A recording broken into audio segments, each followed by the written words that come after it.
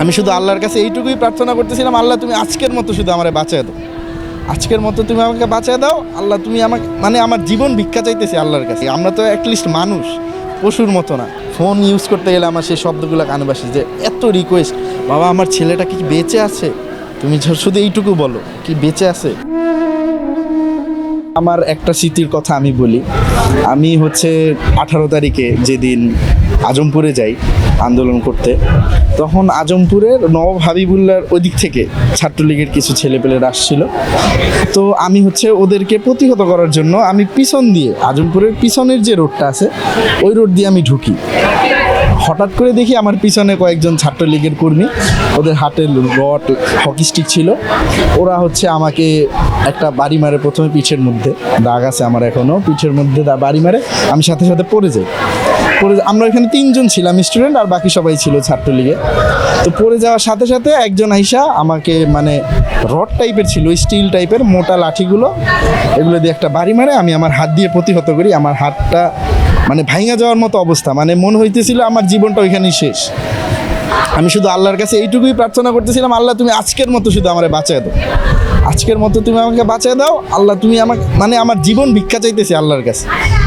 আরেকটা ছেলে আসলো, ও হকি স্টিক দিয়ে মানে যখন মারতেছিল, ও আয়সা বলছে আর মারিস না, থাক ওকে ছাইরা দে। মানে ওদের মধ্যেও কয়েকজন ছিল যে এরকমভাবে মারার দরকার নেই, আমরা তো অ্যাটলিস্ট মানুষ, পশুর মতো। ওয়ালটন এখন দেশের সীমানা পেরিয়ে পৌঁছে গিয়েছে 50টিরও বেশি দেশে। ওয়ালটন ঘরে ঘরে বিশ্বজুড়ে।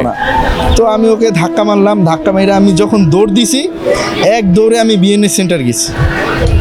তখন আল্লাহ কোনোভাবে আমাকে আর কি বাঁচায় দিয়েছে, আমার জীবন নিয়ে ফিরে আসছি। তো ওই অবস্থায় আমার হাতটা ফুলে প্রায় এরকম হয়ে গেছিলো। আমার কাছে ছবি আছে, আমি চাইলে দেখাইতে পারবো। তো তারপরে যখন আমি বিএনএস সেন্টার সামনে যাই, আমি ওই অবস্থাতেই আন্দোলন চালিয়ে যাচ্ছিলাম। আমি চাচ্ছিলাম যে আন্দোলনটা করে যাই, যেহেতু বের হয়েছি, আমার ভাইয়েরা আরও আছে। তো একটা টাইমে একটা ছেলে আসলো, যেটা আমি না বললেই পারি না। একটা ছেলেকে নিয়ে আসা হলো, 4 জন মিলে নিয়ে আসছে। ওর বুলেট লাগছিল মাথার মধ্যে। ও নর্দার্ন ইউনিভার্সিটির আসিফ, যে মারা গেছে। আসলে ওকে আমরা বাঁচাইতে পারি নাই, ও মারা গেছে। ওর ফোনটা ছিল আমার কাছে। তো ওর ফোনটা আমার কাছে ছিল, আমি তখন মানে ওই তাড়াহুড়োর মধ্যে বুঝতেছিলাম না যে আমি কি করব। তো একটু পর পর ওর ফোন আসছিল, ওর ছেলেটার বাড়ি ছিল যশোরে। তো ফোন আসছিল যে বাবা আমার ছেলেটা কোথায় আছে। আমি জাস্ট এইটুকু বলছি যে আন্টি আপনার ছেলে ভালো আছে, ও একটু দূরে আছে আমাদের থেকে। আমার কাছে ফোনটা রেখে ও একটু সাইডে আছে। এখন একটা মাকে আমি কিভাবে বলবো যে আন্টি আপনার ছেলে গুলিবিদ্ধ হয়েছে, আমার সেই সাহসটা ছিল না। তো তারপরে আমার এক ফ্রেন্ডকে মানে আমার অবস্থান ছিল ওই মাঠেই, আমি ওইখান থেকে যাব না। বিএনএসের সামনে যতক্ষণ না আমার আন্দোলন শেষ হবে, আন্দোলন অফিসিয়ালভাবে আমাদের ডাক দিবে যে আজকের মতো আন্দোলন শেষ, আমি ওইখানেই থাকবো।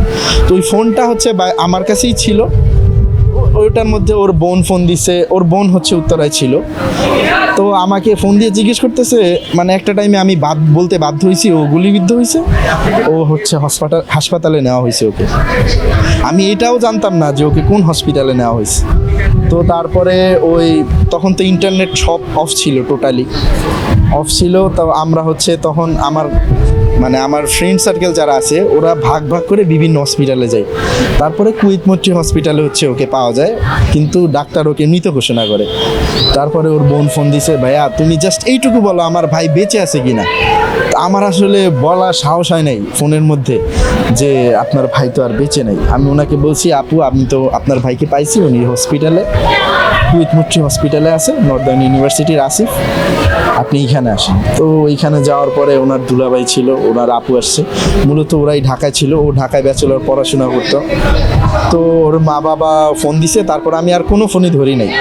ও শুধু ওর বোনকে এটুকু জানাইছি, যেহেতু ওরা উত্তরা আছে, যে আপনি আসেন উত্তরাতে কুইতমট্রি হসপিটালে। তারপরে ওনার দুলাভাইয়ের কাছে আমি ফোনটা দিয়ে আমি চলে আসছি। এইটা মানে আমার আহত হয়েছি, এটার চেয়ে আমার সবচেয়ে বেশি দুঃখ লাগছে যে আমার চোখের সামনে একটা ছেলে, একটা মায়ের আর্তনাদ, কিভাবে সে মারা গেল। আমি আসলে সেই শব্দগুলো, আমি ফোন ইউজ করতে গেলে আমার সেই শব্দগুলো কানে বাসে যে এত রিকোয়েস্ট, বাবা আমার ছেলেটা কি বেঁচে আছে, তুমি শুধু এইটুকু বলো কি বেঁচে আছে। এইটুই ছিল মানে সবচেয়ে হৃদয় বিদারক আমার জুলাই স্মৃতির মধ্যে।